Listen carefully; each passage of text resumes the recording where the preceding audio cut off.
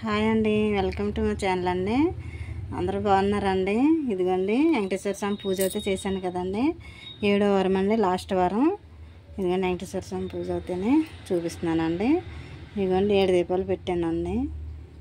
అదిగోండి విఘ్నేశ్వరుని అయితే చేశాను. అదే మామూలుగానే వారం చేసుకున్నట్టే చేశానండి. అయితే ఎగస్ట్రా ఒకటి దీపం అండి, 7వ వారం కదండి, 7 దీపాలు పెట్టానండి. రోజు వారానికి ఒక దీపం పెంచాలి కదండి, అలా పెంచుకుంటూ వచ్చానండి. ఇవాళ అయితే 7 దీపాలు పెట్టానండి. అయిగోండి దీపాలు అవుతాయి 7 ఒత్తులండి. అన్నిటిలో 7 ఒత్తులు వేయాలండి. 7 అగరబత్తులు అయితే వెలిగించానండి. అయిగోండి అగరబత్తులు. అదిగోండి స్వీట్ అయితే నైవేద్యం పెట్టానండి. శరన్నం అండి, పానకం అండి, వడపప్పు, చలిమిడండి. విఘ్నేశ్వరుడికి అయితే బెల్లం ముక్క నైవేద్యం పెట్టానండి. అదిగోండి తాంబూలం పెట్టానండి, అరటిపళ్ళు, కొబ్బరికాయ అయితే కొట్టానండి. నేనైతే ఇలా చేసుకుంటున్నానండి.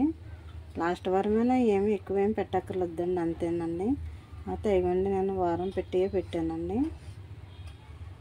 మాల వేసానండి వెంకటేశ్వర స్వామికి. అయితే 7వ వారం అయిపోయిందండి. ఇంకో వారం చేస్తే 8 వారాలు అయిపోతుందండి. 8వ వారం అయితే ఒక్క దీపమే పిండి దీపం పెట్టమన్నారండి. ఒక దీపమే పెడతానండి పిండి దీపం అవుతేనే. ఆయనకి వడ్డీ అంటండి 8వ వారం. అదిగండి నేనైతే ఏ ఆటంకం లేకుండా 7 వారాలు పూర్తి చేశానండి. ఇంకో వారం ఉందండి, అది కూడా చేసేస్తే అయిపోతుందండి, కంప్లీట్ అయిపోతుంది.